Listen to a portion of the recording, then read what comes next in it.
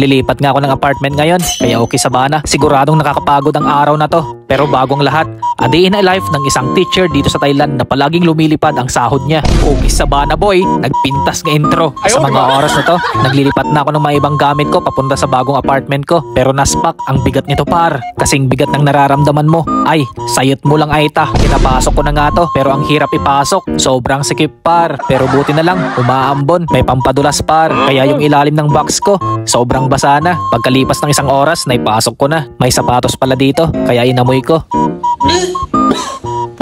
Pangalawang box ko na nga to. Grabe, sobrang bigat nito. Di bale, di may isang Pinoy kan Ilocano, dakkel ti. Muscle na.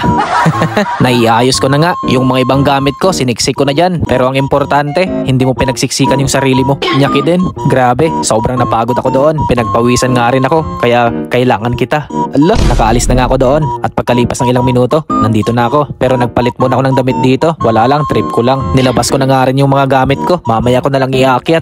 Makapapanog ba? Pagkalipas ng ilang minuto, inakyat ko na nga. Pero sa susunod ko na lang ipapakita ang kwarto ko. Pagbalik ko sa baba, sobrang lakas ng ulan. Pero habang nagbababa ako ng gamit, nai-enjoy ko. Sarap maligo sa ulan. Naalala ko tuloy nung bata ako. You sheltered me from home, kept me warm, kept me warm.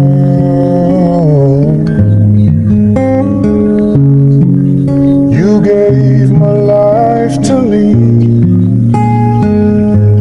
set me free. Set me free. The finest years I ever knew were all the years I had with you, and I would give anything I own. I give up my life, my heart, my home. I would give anything I own